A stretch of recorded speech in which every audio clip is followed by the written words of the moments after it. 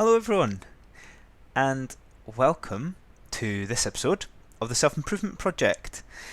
I hope everybody is having a great week. Last time I chatted with you, I was asking you to reach out, and I want to send that message out again. Please reach out to me, let me know what you're enjoying, let me know what you would like to hear more of on the podcast as it develops, and yeah, hit me up with your ideas. I love being creative with any thoughts that you have. Also, just before we get started as well, I do numerous things now on top of the podcast. I have an email every Sunday that I like to send out as you maybe sip on a coffee whilst looking into nature, or a free ebook that I've created as well that you can find on my Twitter. I put it in the email as well.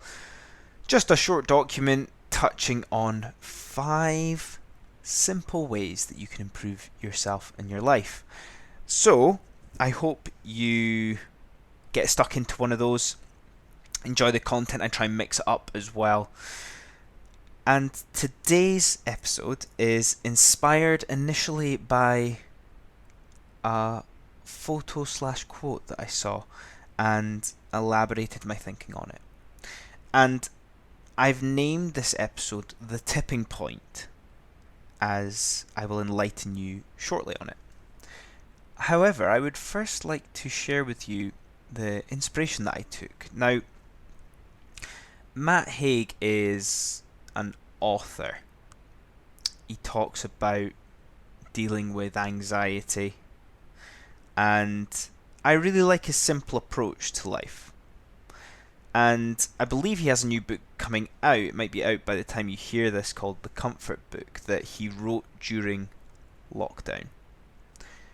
And this is great because we've lived through lockdown and we've all experienced it and can reflect upon it. Now, whilst we're in it, we can't feel the things that we think are right. We can try them, but we don't fully know. But upon reflection, this really spoke to me. So I'm just going to read it out for you just now. Be curious. Go outside. Get to bed on time. Hydrate. Breathe from the diaphragm. Eat happy. Get a routine baggy enough to live in. Be kind. Accept that not everyone will like you. Appreciate those who do. Don't be defined. Allow fuck-ups. Want what you already have. Learn to say no to things that get in the way of life, and say yes to the things that help you live. So take your time to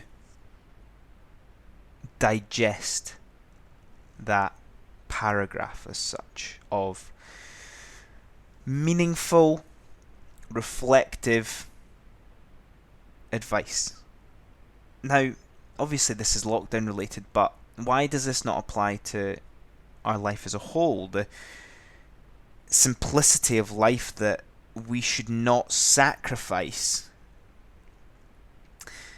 You're listening to this because you want to be better, you want to become a better version of yourself, you're probably quite driven, you are quite ambitious, you're quite motivated. But I would never want you to listen to this feeling those things at the cost of simplicity. Simplicity is what it all comes down to. Another quote that I've read about this week is about enlightenment, and when we reach it, before we get what we want and we're striving, we chop wood and we go and collect water. That repetitiveness, we do that to get to where we want.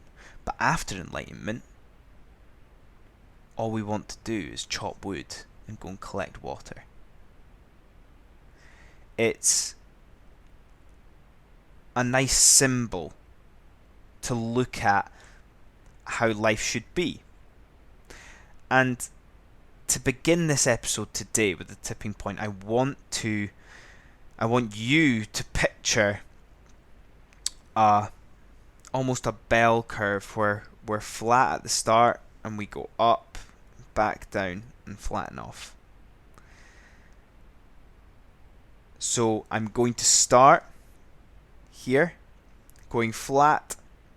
The second part I'm going to talk about the curve and reaching that tipping point, and then we come back and flatten out. So I've broken it into these 3 stages, and the first one is all around desire, improvement and drive. So this can commonly be a stage of graduating from education, going into full-time work, that phase of your life, starting a new job, starting a significant part of your life, a new journey. And all we want to do during this phase is prove ourselves to the people we're working for, the industry that we're working in, the social groups that we have around us, and ourselves. We want to do what everybody wants to do in life. We want to fulfill our potential.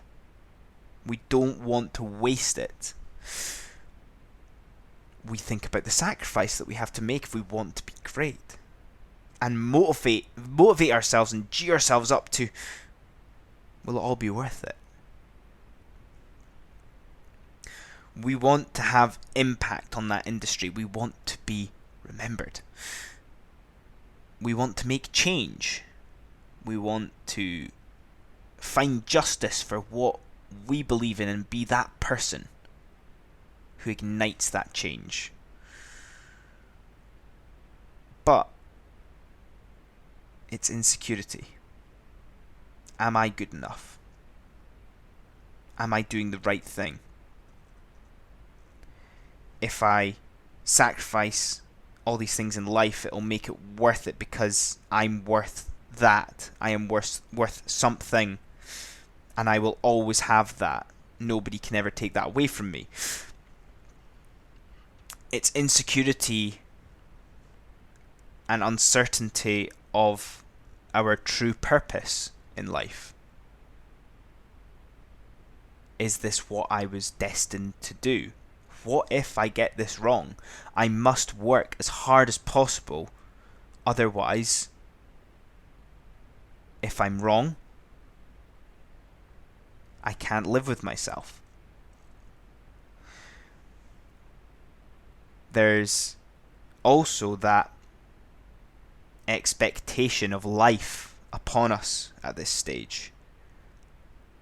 I must live a life that lives up to the expectations of everybody in my world.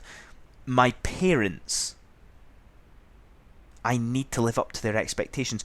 My friends and my social group, I cannot be that odd one out that isn't successful.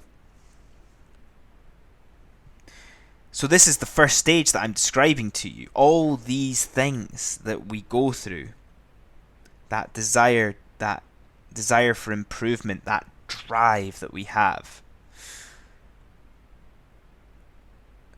And it naturally takes us into that second stage, that bell curve, that peak, that tipping point. Now, at this point, we have very little control, if not any at all. And without this control, we feel trapped. We feel trapped in the world that we live in. We can't go back, and we can't get out. So what do? We feel a striking emotion of unfulfillment. Everything that you have worked so hard for to prove yourself to others and to yourself doesn't fill you up with joy. It doesn't allow you to glow and radiate. It leaves you feeling empty, worthless as such of, I've done all of this work and I don't love it. I don't like who I am.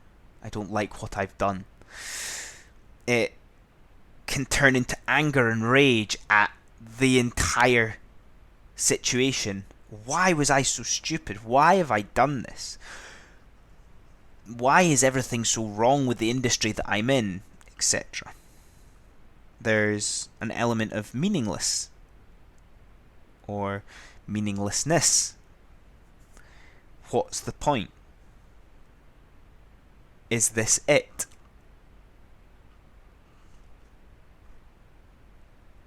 And it feeds that entrapment of, what do I do next? What can I do next? You might feel safe, actually. You might feel safe, but miserable. I have this. I've dedicated my time to this. I am secure. But as you may know from listening to previous episodes that I've done, my biggest fear in life is living with regret. One that I wish I'd done something. I wish I'd tried something when I could. You're safe, but you might have that fear. Is there risk? There is a way out. You can get out, but you start again. That is the risk. Everything that you've worked towards, you may feel it is gone. It is eliminated. But it's still there. You have it forever. You have it as a skill, as a scar to use to your advantage and benefit for whatever it is that you want to go and do. Do you push at this stage? Push through it forever? Or do you accept that this is what it is and that you've got to live with that? You've got to have that peace of mind that that is what you're going to live with. So I've summarised this as being probably quite a stressful time, not having much control, feeling trapped. Now, there's always a way out. And that's where we come to the flattening of the curve again. It will get better. Whatever you choose to do, if you choose to stick with it and be safe, that's absolutely fine. It will be fine. You will find things that inspire you, as long as you're willing to take that risk to stick with it. Everything's a risk. But as this flattens again, I like to think of this stage as acceptance, as clarity of awareness and control, especially of the mind. You are mastering the mind here. It's our rooted values. They're ingrained by this point. We've gone through a journey of questioning and strengthening the values that we hold true to ourselves, that we can live with. You go from desperation to inspiration. Not smoothly, not without failure, not without mistakes, but you get there. You find flow in what you do, in how you think, in how you live. You find love in every day. You don't worry about finding your passion or finding your purpose. You find that they are intertwined. You find that you live them subconsciously. You don't define and label them as part of who you are. They are. You are being your purpose. You are being your passion. You don't feel lost. It leads to that acceptance of, if it looks like I'm lost, that's absolutely fine. It gives meaning to every action that you have in your day, in your years, in your interactions. It naturally creates progress. Learning is one of these things in life that you don't tangibly hold or see. It just happens.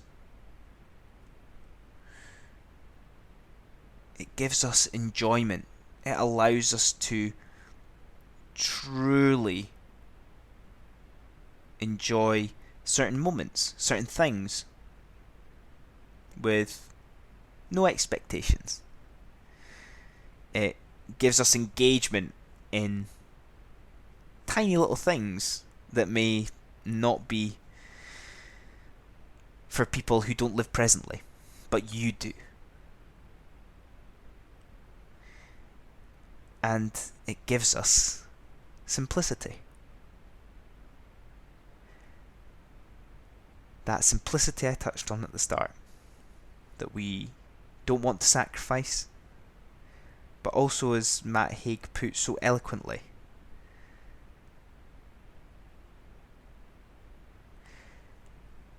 so strive for that simplicity. Enjoy the journey. Acknowledge that the journey is something that you're on, and you might be at one of those stages. So I hope you enjoyed that. Share with me what you do want, what you do enjoy, but also tell me if you don't enjoy it. It's all part of the process. And as always, have a wonderful week. I'll see you all next time. Cheers.